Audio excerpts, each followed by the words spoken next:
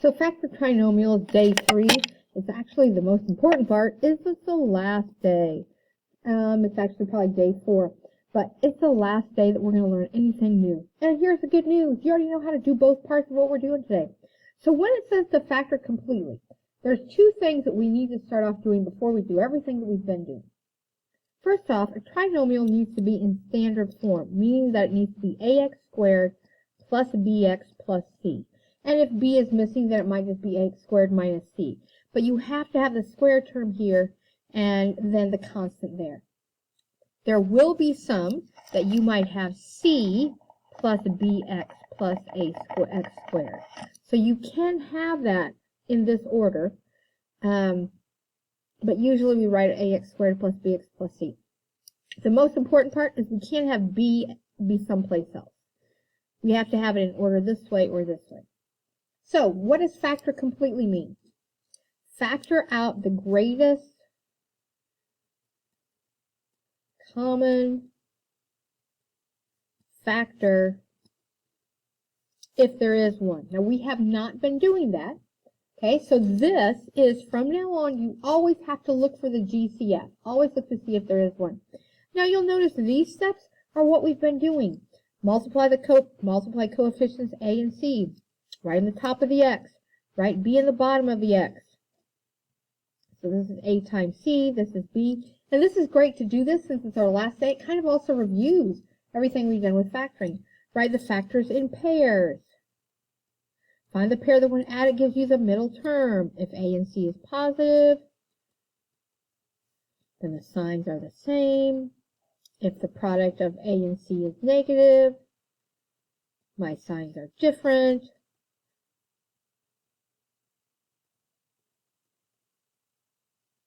Okay, I'm going to go back for 1 second. If the product of a and c is positive and the signs are the same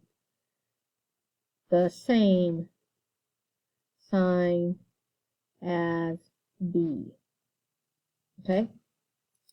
If the product of a and c is negative and the signs are different, the larger factor has to be the same sign as b.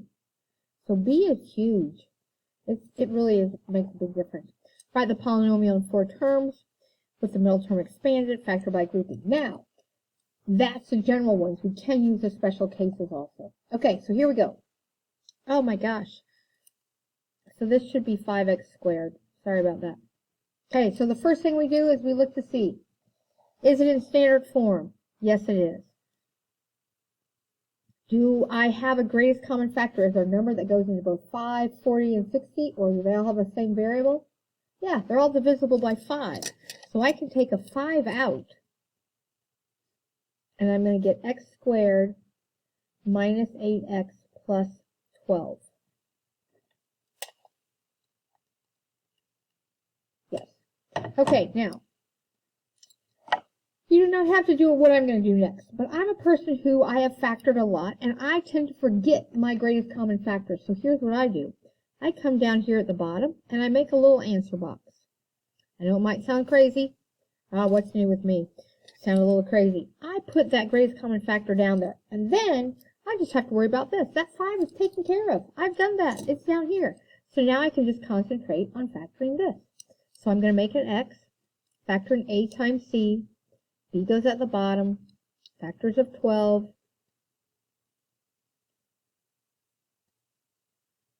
okay, my AC is positive, B is negative, so that's telling me that my signs are going to be the same. They're all going to be negative, which pair when added gives me negative 8, negative 2, and 6. So I'm going to then write it expanded, and when you go to write it expanded, pay attention. We don't go back to the original problem. We go to this problem right here. We've taken care of that 5. It's down here. So now I'm going to write x squared minus 2x minus 6x plus 12. Factor by grouping. Third term is negative. Factor by grouping. What do I have left? And then I just take that and put it right down here. Because what will happen, for me anyway, it seems like 9 times out of 10, I forget my greatest common factor. I just forget it. You can't. You have to have it as part of the answer. So that's my solution. I just put it as part of the answer to begin with. Let's look at number 2. Oh, we have 2 terms. Are they both perfect squares?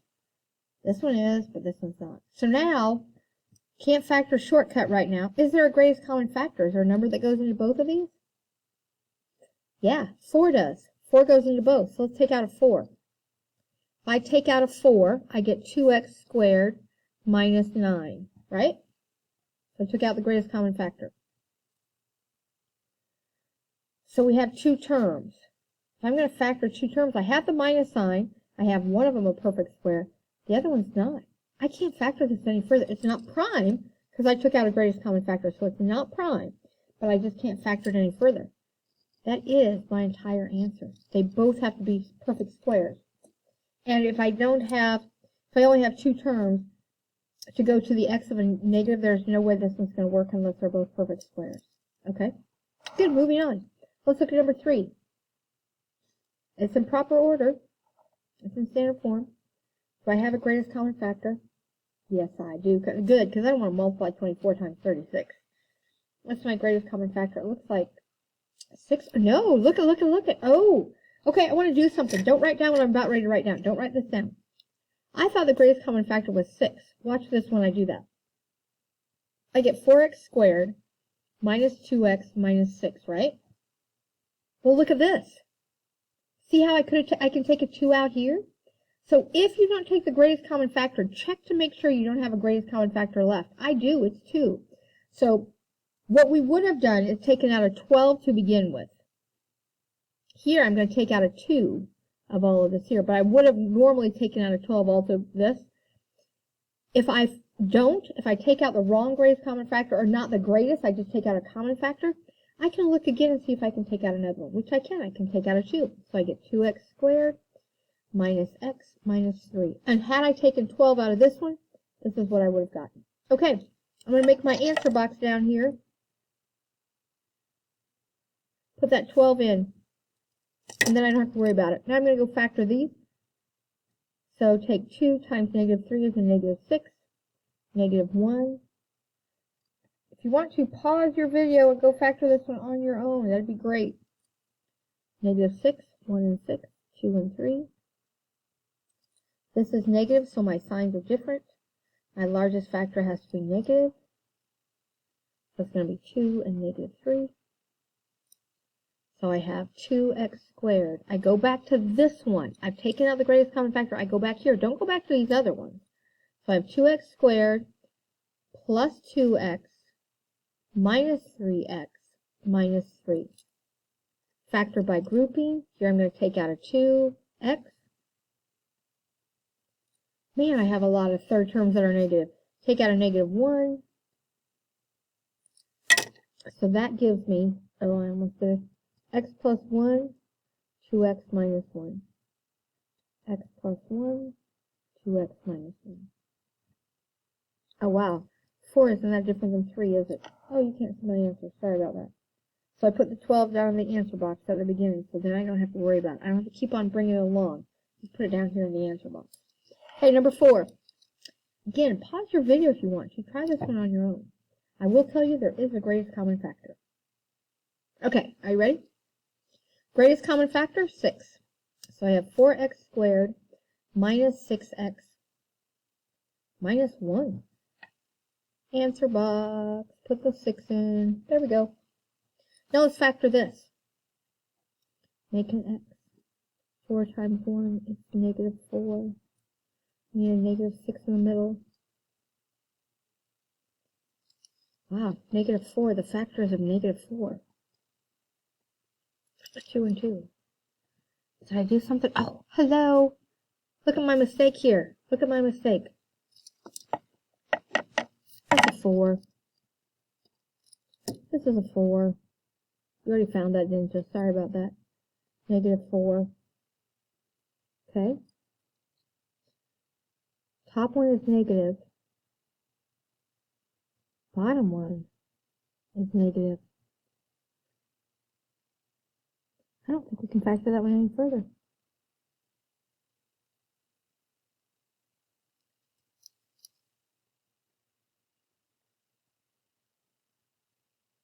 Hello. There it is.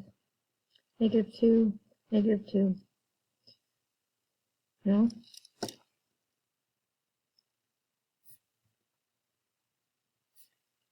Because one has to be, if this is negative, my signs have to be different. So one has to be a plus. These have to be a plus. Those are negative. That gives me -3. That gives me 0. I'm done. Sorry. Okay. Let's look at homework. Now on this, it says factor each completely. Look for a greatest common factor to begin with. Look for a greatest common factor to begin with. Okay? And let's do a couple more. Oh, yeah. I know which one I want to do. Number 10. Now look at this. There is no way there's enough room on here. So I'm just going to take a piece of paper and do some on the back. I picked number 10 for a reason. I did this one the other day with another student, and I did not realize there was a perfect square trinomial. I'm sorry, it's not a perfect square trinomial. I didn't realize there was a greatest common factor. Can you imagine this? I had to take 15 times 90 and come up with answers. Look at this number. I took 15 times 90. I found the factors for 1,350. And then I discovered at the end that there was a greatest common factor in there. Okay? So, what threw me off is the 57. Use your divisibility test. Your divisibility test, add your two digits together. 5 plus 7 is 12. Is 12 divisible by 3? Then so is 57. So I can take a 3 out of that one. And that makes a huge difference. I'm going to change my variables to x's just to let you know. And it's 57 divided by 3. 19. Okay. Did I divide those all right? Take a 3 out? Yes, I did. Okay. So answer box down here. Make an answer box down here. Put a 3 in it. Here we go. Oh, we're still going to have a pretty big number. Yay, that makes it more fun. 5 times -30 is -150, and I want a 19. Yay. So -150 and a positive 19. What do we want to try? Well, we know 10 and 15, and the 10 has to be negative because it has to come out to be positive. This is negative, this is positive, so my larger factor. That gives me a 5. I need a 19. If I go down to 5. How many times does 5 go in? Is that 30? That's 25. So someplace between 5 and 10. Okay. 6? Does 6 go in? Ah, haha, there it is. Look at that. 6 goes in 25 times. 25 minus 6 is our 19. There it is. That's what we needed. -6 and 25. So we have 5x squared minus 6x. So I'm expanding it here. 5x squared minus 6x plus 25x minus 30. Factor out the greatest common factor. Greatest common factor. Okay. So therefore I have 5x minus 6. X plus 5, put it right down here. Now, what happened when I didn't take out the greatest common factor, when I did it the other day, is that then I got down here and I was like, wait a second, because this one had 3x plus 15 in it.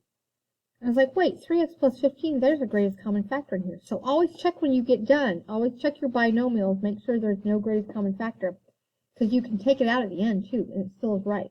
You just have to make sure that it's factored completely. No greatest common factors in there. Okay? There's some other fun ones on there. Oh, look at number 32. Doesn't that one look fun? Bet you there's a greatest common factor. We sure hope so. 7 go into 112? It does. Does 7 go into 192? It does. So see on number 32, you're going to take a 7 out first.